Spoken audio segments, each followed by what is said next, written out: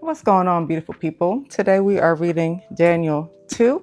For those of you who have missed Daniel chapter 1 and that review, I am doing a series, 12-part series of the book of Daniel, 12 chapters in Daniel. So we're going to be doing a video for each chapter and just breaking down all of the wisdom and the revelations that God has per chapter, because when I tell you that it is jam-packed, it is overflowing with wisdom and guidance, okay?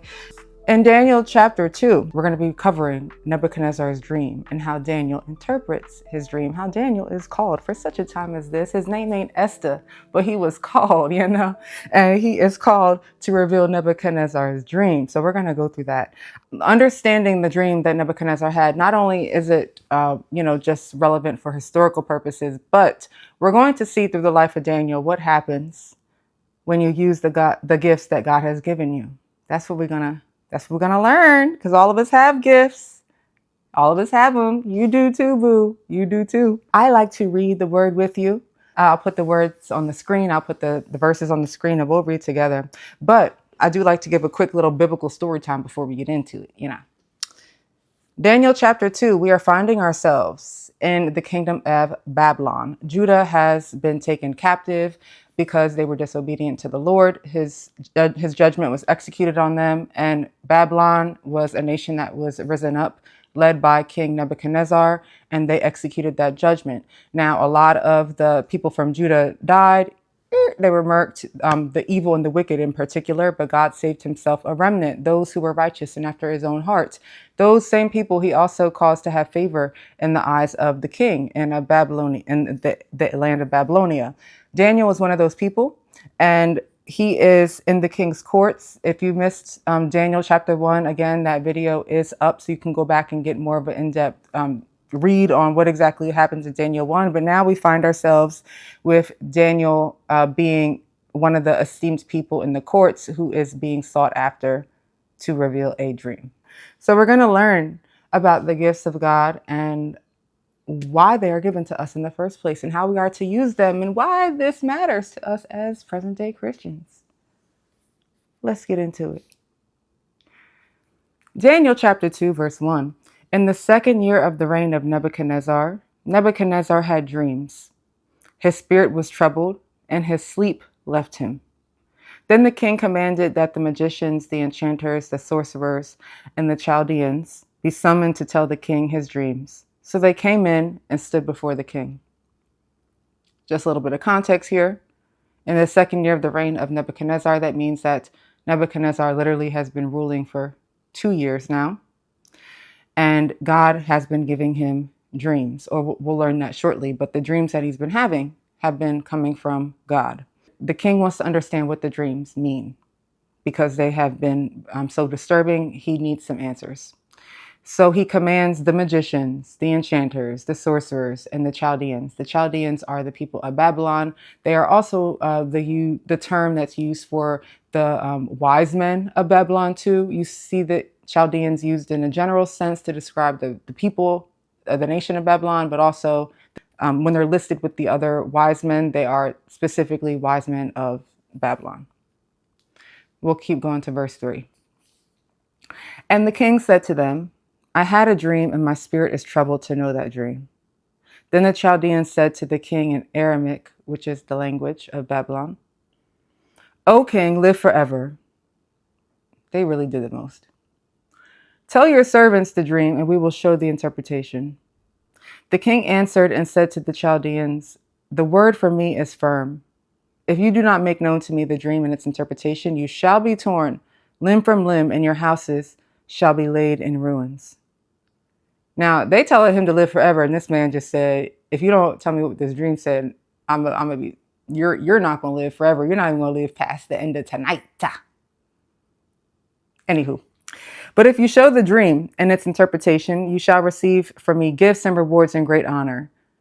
Therefore, show me the dream and its interpretation. Now, that's an impossible request, or I should say impossible for man. So you want me, you called me in here, told me you having a nightmare. Not only do you want me to interpret it, but I got to tell you what you dreamt about. Excuse me?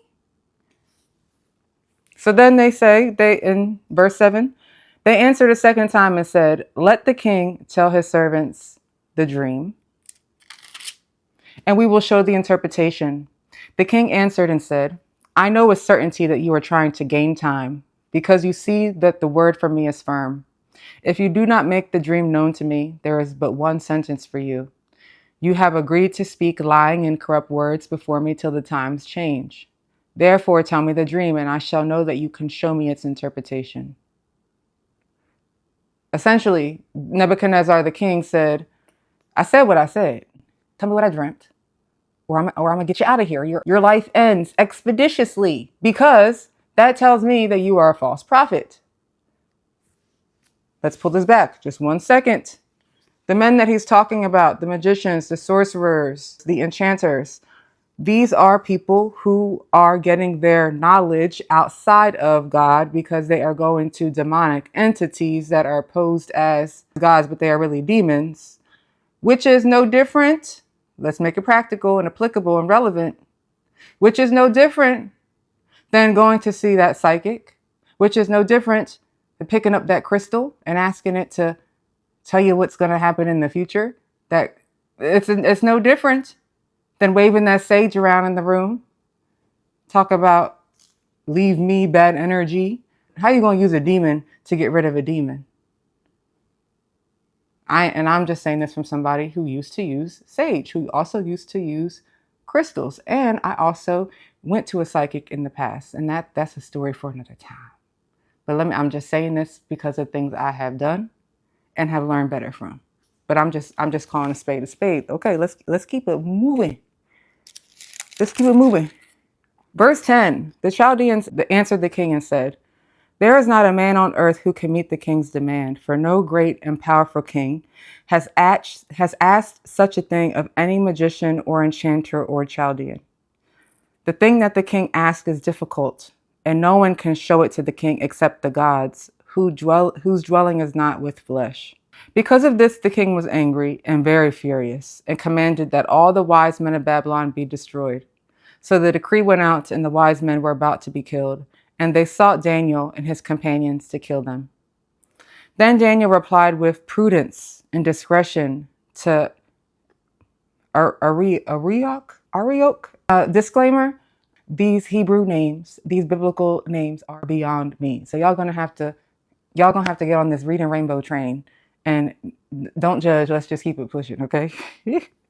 Daniel replied with prudence and discretion to Arioch, the captain of the king's guard, who had gone out to kill the wise men of Babylon. He declared to Arioch, the king's captain, why is the decree of the king so urgent? Then Arioch made the matter known to Daniel. And Daniel went in and requested the king to appoint him a time that he might show the interpretation to the king. So Daniel says, you know what? I'm not trying to die out here. I just got here. I'm getting cozy in the kingdom. I've been here for 2 years now. I'm in the middle of my 3-year curriculum program. You know, this bed that they got me in is kind of comfy. I'm not trying to die. I didn't survive that past experience just so I could get here and die. Ooh, won't the word preach it? That's a word. That's a word in itself. If that didn't take it out, you can't let this one take it out too. You didn't survive the last thing just to get to here and give it away and cave in and die. Okay, that's a word. We're going to keep going. But Daniel says, give me some time. I got to talk to my father. Give me some time. Again, this is favor in itself because he's supposed to be getting chopped. Head's supposed to be getting chopped off right now. And he has the audacity, the boldness to go before the king and said, can you please give me some time and I'll get back to you on this? And he actually says yes. And that's favor, friends. So let's keep going. Verse 17. Then Daniel went to his house and made the matter known to Hananiah, Mishael, and Azariah, his companions, and told them to seek mercy from the God of heaven concerning this mystery, so that Daniel and his companions might not be destroyed with the rest of the wise men in Babylon. Then the mystery was revealed to Daniel in a vision of the night. Then Daniel blessed the God of heaven. Daniel answered and said, before we get into that prayer, Yes, you can go by yourself and petition before the Lord, but get you some friends who can also pray with you too. Okay. Verse 20. Daniel answered and said, Blessed be the name of God forever and ever, to whom belong wisdom and might. He changes times and seasons. He removes kings and sets up kings. He gives wisdom to the wise and knowledge to those who have understanding. He reveals deep and hidden things. He knows what is in the darkness, and the light dwells with him. To you, O God of my fathers, I give thanks and praise, for you have given me wisdom and might, and now have made known to me what we asked of you. For you have made known to us the king's matter. Pause. Is there a next season in your life that you need to make a decision on, and you don't know the solution to that problem, but serve a God who does? We need to take the response of Daniel and his friends, and we need to seek the Lord. That is to be our priority. We need to know who our help comes from. Because what most of us do, making it applicable and relevant, right? What most of us do is we have a problem and we seek the counsel of our friends. We seek the counsel of our family. And if they are not in their word, and if they do not hear from God for themselves, and if they do not have an intimate relationship with God, then you, my friend, are doing the equivalent of what King Babylon did by calling in the Chaldeans, the regular wise men. They're worldly wise. They're not godly wise. And worldly wisdom is limited. Ask the one who knows it all and ask those who are in alignment with the one who knows it all. Let's keep going. Verse 24, Therefore Daniel went into Arioch, whom the king had appointed to destroy the wise men of Babylon, and went and said thus to him, Do not destroy the wise men of Babylon. Bring me in before the king, and I will show the king the interpretation. I have found among the exiles from Judah a man who will make known to the king the interpretation. The king declared to Daniel, whose name was Belshazzar, Are you able to make known to me the dream that I have seen and its interpretation? Daniel answered the king and said, No wise men, enchanters, magicians, or astrologers can show to the king the mystery that the king has asked. True, but there is a God in heaven who reveals mysteries, and he has made known to King Nebuchadnezzar what will be in the latter days. Your dream and the visions of your head as you lay in bed are these. Authority. He said what he said. Verse 29. To you, O king, as you lay in bed, came thoughts of what would be after this, and he who reveals mysteries made known to you what it is to be. But as for me, this mystery has been revealed to me not because of any wisdom that I have, more than all the living, but in order that the interpretation may be made known to the king, and that you may know the thoughts of your mind. You see what Daniel did there? He is a man of wisdom, and he did not go in there saying, I know what your dream is. Oh, I'm so intelligent and wise that I just happen to know the answer to this impossible question. No, he made it very clear who his help comes from and where he got that answer from. He made it very clear. He also made sure not to rise himself above the king, because by doing so, that could have threatened the king. We saw what happened with David and Saul, right? These kings be getting jelly. So he demoted himself, humbled himself before the Lord and before the king. Let's take notes, man. Let's take notes. Verse 31. You saw, O king, and behold, a great image. This image, mighty and of exceeding brightness, stood before you, and its appearance was frightening. The head of this image was of fine gold, its chest and arms of silver, its middle and thighs of bronze, its leg of iron, its feet partly of iron and partly of clay. As you looked, a stone was cut out by no human hand, and it struck the image on its feet of iron and clay and broke them in pieces. Then the iron, then the iron, the clay, the bronze, the silver, and the gold all together were broken in pieces and became like the chaff of the summer threshing floors, and the wind carried them away, so that not a trace of them could be found. But the stone that struck the image became a great mountain and filled the whole earth. Pause. He essentially said, let's give reference. He says that these hard things of gold and silver and bronze that are not supposed to be easily breakable, they're also relatively heavy in weight. He said that they're going to be broken down to pieces, And they're going to be like the chaff of the summer threshing floors, and the wind will carry them away. That is a reference to how they broke down wheat and how they would hit the wheat on the threshing floors. There would be pieces of the wheat that would fall off that were not supposed to be incorporated into the grain that they use for their breads and so forth. And it was so light that it would literally break off and float away like dust into the wind. That's what he said is going to happen to these golds, these silvers, these bronzes. Verse 36. This was the dream. Now we will tell the king its interpretation. He said, I said what I said. Now let's get to what it means, player.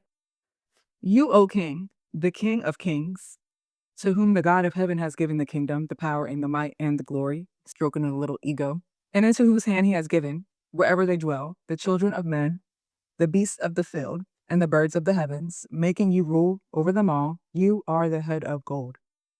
Another kingdom inferior to you shall arise after you, yet a third kingdom of bronze, which shall rule over all the earth. And there shall be a fourth kingdom strong as iron, because iron breaks to pieces and shatters all things.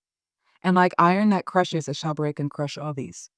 And as you saw the feet and toes, partly of the potter's clay and partly of iron, it shall be a divided kingdom.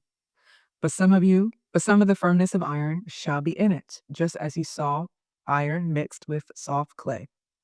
And as the toes of the feet were partly iron and partly clay, so the kingdom shall be partly strong and partly brittle. And as you saw the iron mixed with soft clay, so they will mix with one another in marriage. But they will not hold together, just as iron does not mix with clay.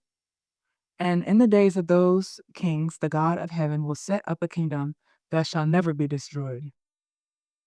I wish I had an organ playing in the background right now. Nor shall the kingdom be left to another people. It shall break in pieces all these kingdoms and bring them to an end, and it shall stand forever.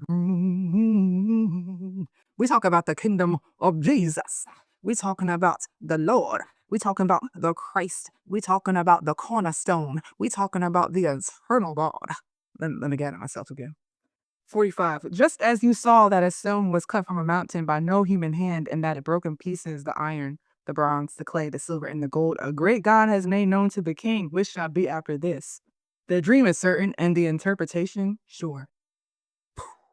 Mic drop. If they had a mic back then, that would have been the time to. And I hit a praise dance.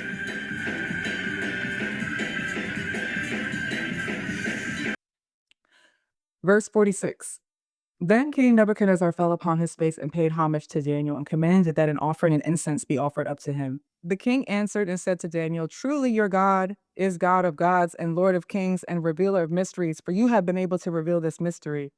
Then the king gave Daniel high honors and many great gifts and made him ruler over the whole province of Babylon and chief prefect over all the wise men of Babylon.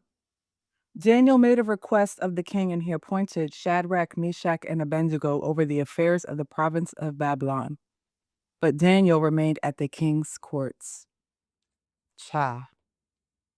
Let's break that down. First of all, quick historical context. Not going to spend too much time on this, but just so we know exactly the kingdoms that were represented in the image of Nebuchadnezzar. I'm not here to front or fraud, so I'm going to go to my study Bible so I can read to you the kingdoms that were represented in that vision. The head of gold on the statue in the dream represented Nebuchadnezzar, ruler of the Babylonian kingdom, which is what Daniel said. The silver chest and two arms represented the Medo-Persian Empire, who conquered Babylon in 539 BC. The belly and thighs of bronze were Greece and Macedonia under Alexander the Great, who conquered the Medo-Persian Empire in 334 through 330. The legs of iron represented Rome, who conquered the Greeks in 63. The feet of clay and iron represented the breakup of the Roman Empire when the territory Rome ruled divided into a mixture of strong and weak nations.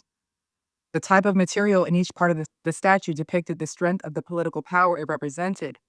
The rock cut out of the mountain depicted God's kingdom, which would be ruled eternally by the Messiah, the King of Kings.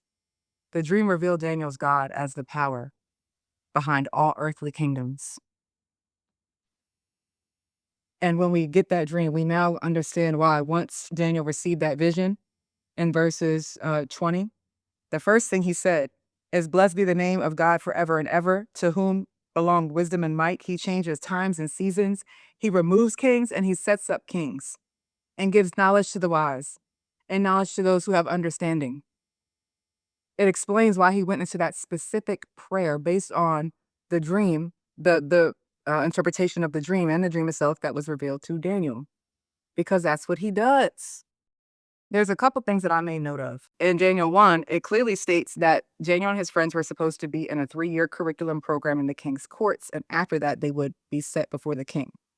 Daniel chapter 2 states that this is in the 2nd year of Nebuchadnezzar's realm. So we're not at year 3 yet. And he has this dream. When does Daniel receive his promotion to be chief prefect, to be chief over all the wise men in Babylon? He receives this promotion in the 2nd year. The 3-year curriculum is just to get down the fundamentals and the basics and to be able to understand Aramaic and to be able to stand the culture, the arts, the literature of the land, and to be knowledgeable and well learned to stand before the king. That doesn't even include becoming the wisest of the wise and being put in a position to lead all others who were there before you. Daniel isn't even from that kingdom. So you telling me that he's been here for 2 years, hasn't even finished his, we'll call it his undergraduate course. And yet, let's put it into the equivalent. He's supposed to be in an undergraduate program and graduate with his degree. And then he's probably supposed to go to graduate school and maybe do a post-grad doctorate program or whatever that may be. And then he can go to apply to become a professor and move up in his career and then eventually become a leader in the field, right? But no, my man's is placed above the leaders of the leaders 2 years into his undergraduate degree program. That's how we're going to make that relevant. Why? Because of the favor of the Lord. And why? Because Daniel was given a gift. Not only can he see visions, get visions and dreams, but he can interpret them. Why does he have so much favor? Because he's like this with God. He knows who God is. He serves him with his whole heart. He don't play about the Lord. He knows where his help comes from. And he's in the culture because he has to be, as if we are in this world because we have to be. But he does not agree with the culture. He notably takes a stance of what is worldly versus what is of God. Are you picking up what I'm putting down? Are you picking up what I'm putting down? Are you? Okay. Now, when God gives a gift, he does not take it back. We all have gifts. How do we know it's a gift? Our gift is something that we can do at ease. Our gift is something that we can do at ease that the next person might have a lot more trouble or a lot more resistance doing, even a fraction as well as we do it. It is something that we naturally excel at, that we did not earn, that we did nothing to deserve. We were born with a specific talent or talents. And many of us are unaware that God gave us these particular gifts, or we don't even realize that they're gifts yet. We haven't come into knowing yet that they're gifts, and more gifts can come along the line, such as Daniel's gift of visions and dreams came not when he was born, but later along in his journey with God. We can receive additional gifts during our walk with Christ. Good news, my friends. But let's make no mistake that gifts that are given to you are ultimately to glorify the Father. But through that glorification, you will be elevated. You will be put into high places. Proverbs 18:16 says, "A man's gift makes room for him and brings him before great men." What happened with Daniel? What happened with Daniel? Proverbs was written well before Daniel was alive, okay? What happened with Daniel? Did his gift not make room for him and bring him before great men? Did it not? Stop playing with my father's word. Did it not? So, my friends, what gift do you have? What do you have? Think about it. If you don't know it already, think about it. What do you do very well that doesn't take a lot of effort? And then when you apply yourself to that gift, don't just take it for granted, but when you apply, see, if Daniel had favor, but if he would not have studied the way he was supposed to study, if he would not have consecrated himself the way he was consecrating himself, if he would not have had continual intimacy with God, he wouldn't have had that relationship where he could go so easily to him and receive something so quickly. Are we picking up what I'm putting down? Are we picking up what I'm putting down?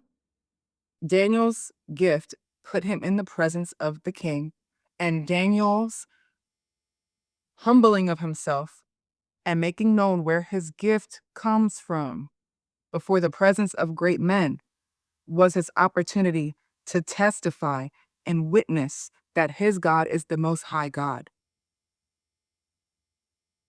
King Nebuchadnezzar, who worships many gods, himself, out of his mouth, had to acknowledge, truly your God is God of gods and Lord of kings and a revealer of mysteries. He would not have spoken that, he would not have acknowledged that if Daniel had not made it known the God that he serves, who was behind his excellence and his wisdom and his talent, his intelligence, his fill in the blank of whatever you got going on. When you allow God to continue to get the glory out of your life, he will continue to elevate you and increase your influence because he can trust you with the gift that he has given you. He will continue to get the glory. You will be serving the kingdom while also enjoying the fruits of the land of the living before we even get to eternal life. That is the good news, my friends. So much from Daniel chapter 2. I thank you for kicking it with me. God loves you, and so do I. Be blessed, not stressed. Have a wonderful day.